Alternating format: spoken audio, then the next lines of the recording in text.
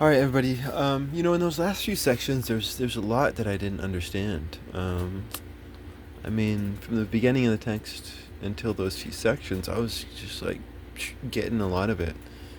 Um, I'm not like speaking everything.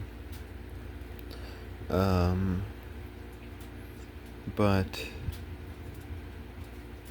yeah, no, there's a lot I didn't get, and it was the same with the last section. There was some parts of the last few sections that I was understanding some of it, but not all of it. And then there was that obvious section in the last part. Um, but I don't know. Let's continue. The thunder god sets us up. The word of the Lord came to me, Son of man, prophecy against the prophets of Israel who are now prophesying. Say to those who prophesy out of their own imagination, hear the word of the Lord. This is what the sovereign Lord says. Woe to the foolish prophets who follow their own spirit and have seen nothing. Your prophets, Israel, are like jackals among ruins. You have not gone in up to the breach is in the wall to repair it for the people of Israel, so that it will stand firm in the battle on the day of the Lord. Their visions are false and their divinations are a lie. Even though the Lord has not sent them, they say, the Lord declares, and expect him to fulfill their words. Have you not seen false visions and uttered lying divinations when you say the Lord declares, though I have not spoken? Therefore this is what the sovereign Lord says. Because your false words and lying visions, I am against you, declares the sovereign Lord. My hand will be against the prophets who see false visions and utter lying divinations.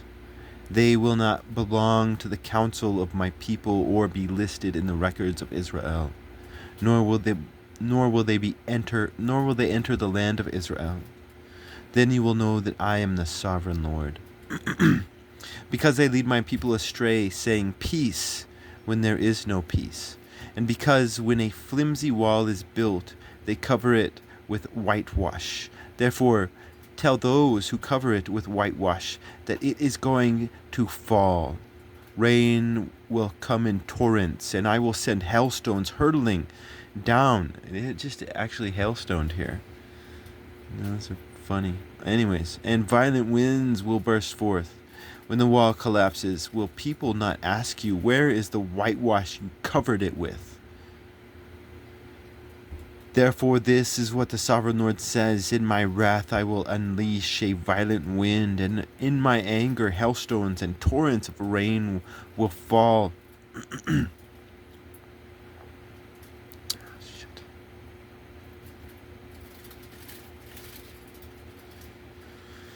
Alright. Will fall with a destructive fury. I will tear down the wall you have covered with whitewash and will level it to the ground so that its foundation will be laid bare. When it falls, you will be destroyed in it, and you will know that I am the Lord. So I will pour out my wrath against the wall and against those who covered it with whitewash. I will say to you, the wall is gone, and so are those who whitewashed it. Those prophets of Israel who prophesied to Jerusalem and saw visions of peace for her when there was no peace, declares the sovereign Lord. Now, son of man, set your face against the daughters of your people who prophesy out of their own imagination. Prophesy against them and say, this is what the sovereign Lord says. Woe to the women who suit magic charms on all their wrists and make veils of various lengths for their heads in order to ensnare people. Will you ensnare the lives of my people, but preserve your own? You have profaned me among my people for a few handfuls of barley and scraps of bread. By lying to my people, who listen to lies, you have killed those who should not have died, and have spared those who should not live. Therefore, this is what the sovereign Lord says. I am against your magic charms with which you ensnare people like birds. and I will tear them from your arms. I will set free the people that you ensnare like birds. I will tear off your veils and save my people from your hands. They will no longer fall prey to your power. Then you will know that I am the Lord, because you disheartened the righteous with your lies when I had brought them no grief. And because you encouraged the wicked not to turn from their evil ways, so save their lives. Therefore, you will no longer see false visions or practice divination. I will save my people from your hands, and then you will know that I am the Lord. All right, well, this feels Ezekiel right here, doesn't it? Shit. This guy is dramatic.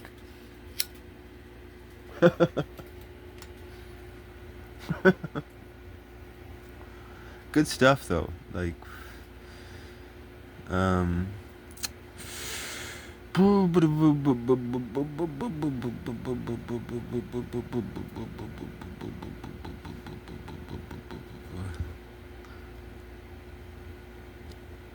like, what is, how does a jackal act among ruins? What the fuck is a jackal? Like, shit.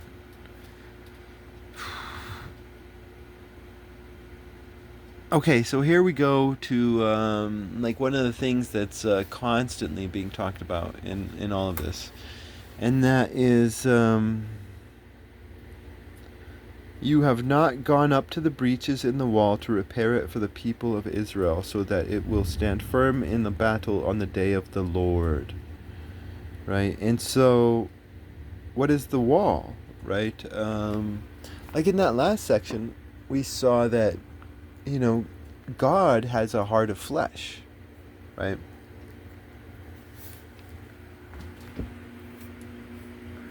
Like I was just learning about Spinoza.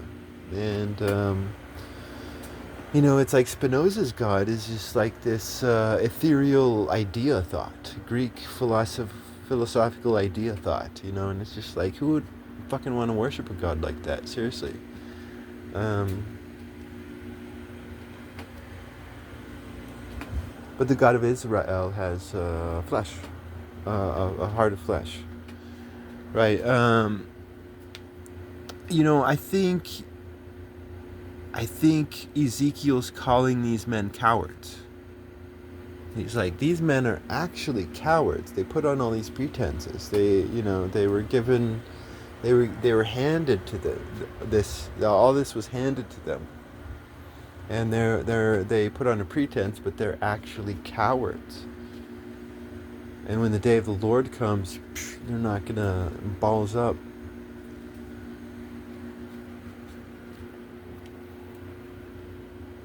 I think that's what's being said in a lot of this text.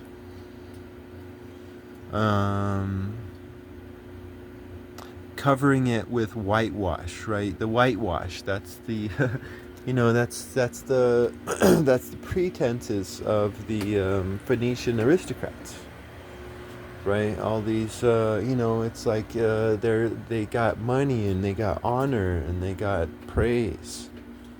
You know, but all this is empty and not substantive.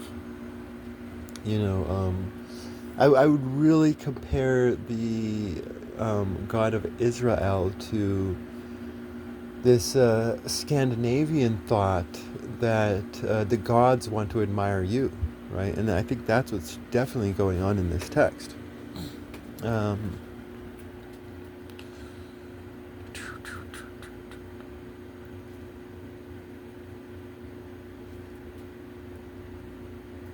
Or the God, right? Wants to admire you. Do do do do do do.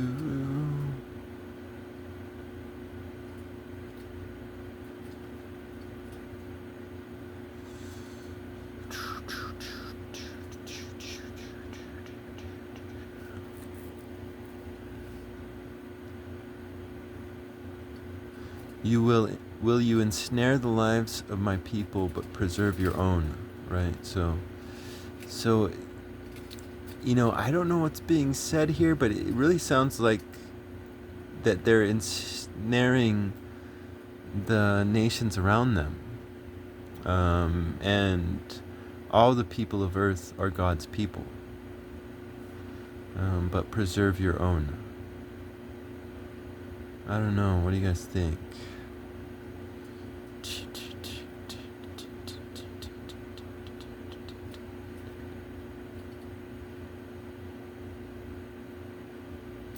Yeah, no, I think the rest is self-explanatory. Let's go on.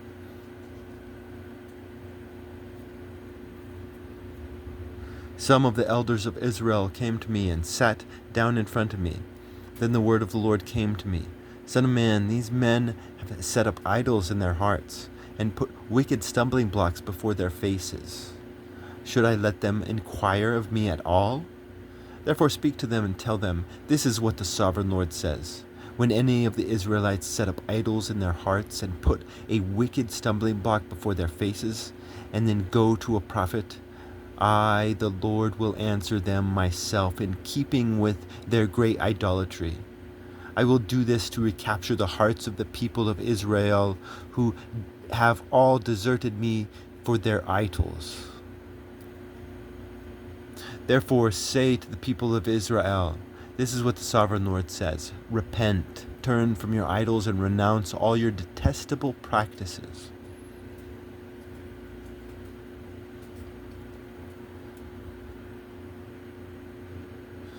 When any of the Israelites or any foreigner residing in Israel separate themselves from me and set up idols in their hearts and put a wicked stumbling block before their faces, and then go to a prophet to inquire of me, I, the Lord, will answer them myself. I will set my face against them and make them an example and a byword. I will remove them from my people. Then you will know that I am the Lord. And if the prophet is enticed to utter a prophecy, I, the Lord, have enticed that prophet. And I will stretch out my hand against him and destroy him from among my people Israel. They will bear their guilt. The prophet will be as guilty as the one who consults him. Then the people of Israel will no longer stray from me, nor will they defile themselves any more with all their sins. They will be my people, and I will be their God, declares the sovereign Lord.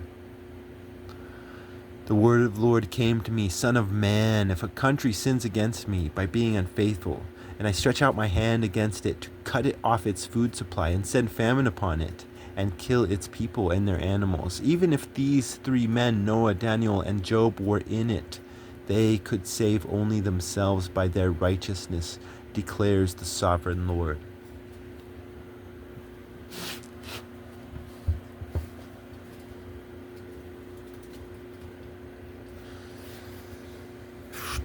The word of the Lord came to me, Son of man, if a country sins against me by being unfaithful. No, I already did that.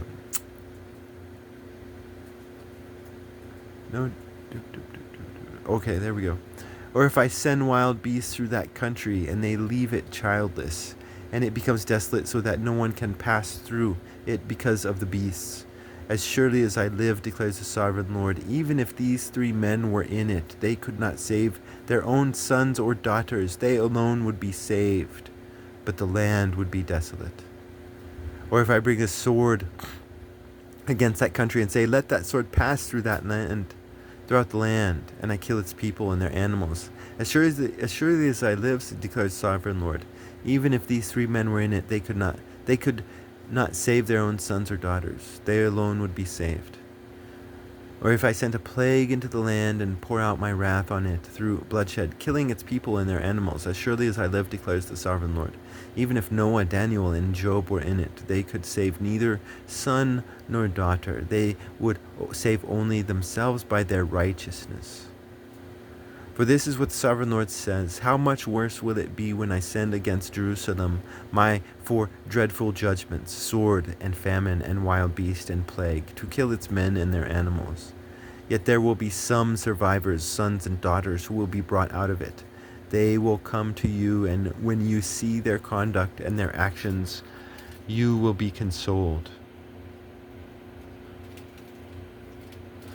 Regarding the disaster I have brought on Jerusalem, every disaster I have brought on it, You will be consoled when you see their conduct and their actions, for you will know that I have done nothing in it without cause, declares the sovereign Lord.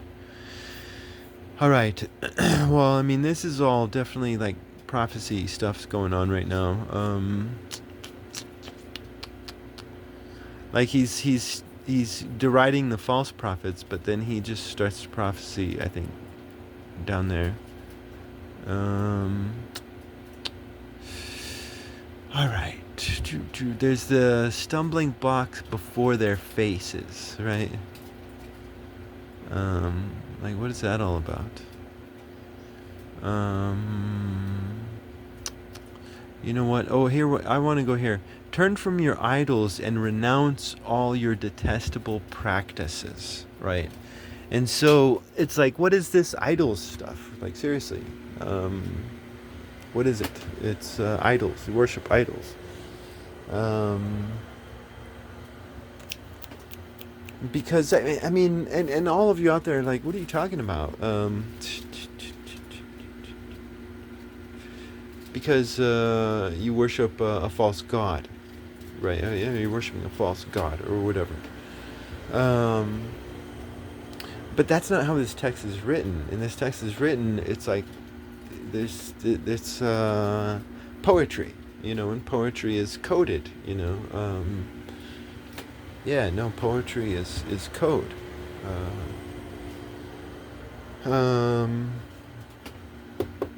So I think that's what we get right here. All your detestable practices, right? And so, you know, a false idol would be someone like Andrew Tate, who champions materialism, right? That's a false idol. And if you're like, yeah, you know, it's all about riches, you know, I got the most gold, ooh, you know, I think that's a detestable practice right there, right? Going around murdering innocent people and, you know, getting in good with the bad people. That would be a detestable practice. And, you know, you can have idols who actually do stuff like this, right? You can actually have idols that actually do stuff like this.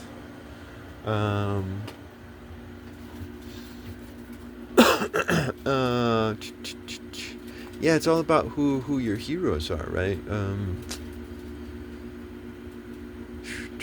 I mean, I think like we use that word idol nowadays, and I think that the word idol in this text is being used in the same way we use the word idol nowadays, right? Because idol is used not as an image of a false god.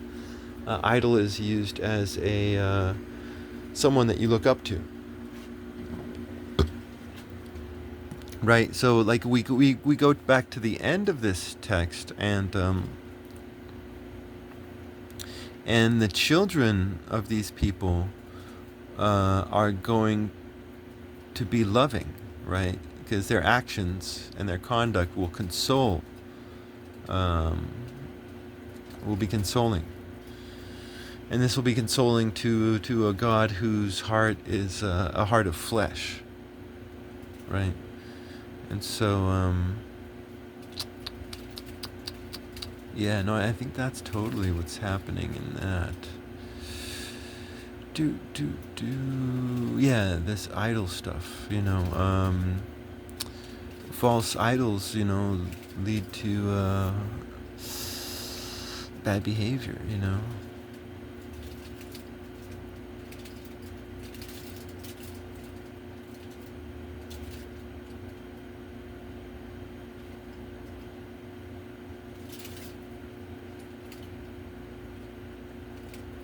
Like, there's some harshness against this prophet up here. Like, damn, there's some, Yahweh and Ezekiel. Ezekiel does not like the false prophets. Like, he does not like them. And you can tell from these words right here. Damn, he just does not like these false prophets. And I'm talking right now as if Ezekiel is writing this rather than God saying it, And that's what I believe.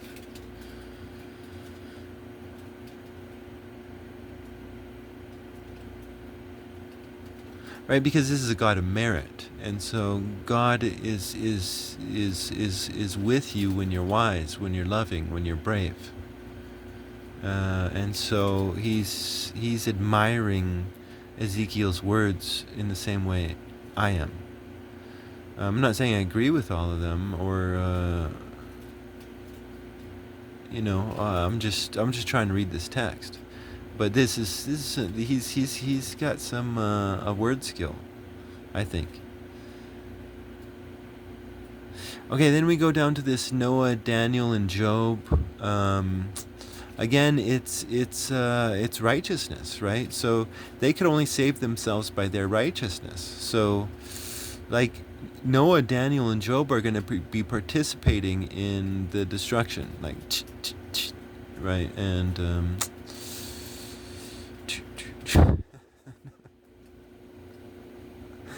and it's like, I mean, this is what it means to be a child of Abraham, right? This is what it means to be a child of Abraham. I mean, the Romans had a similar law, right? If your son is gonna go around murdering people, then you better handle that, or you might get brought up before the courts. You better be righteous for the Lord, and not for your murderous son. So yeah, no, I think that's totally what's going on here. It's this, like, these Ezekiel's a child of Abraham.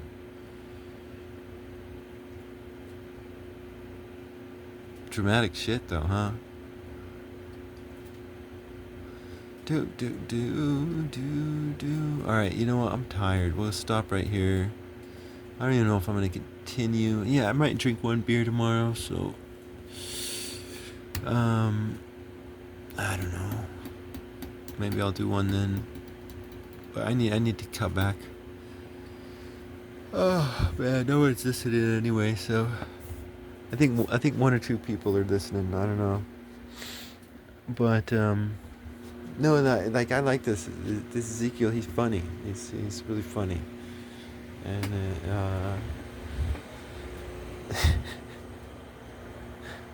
yeah, no.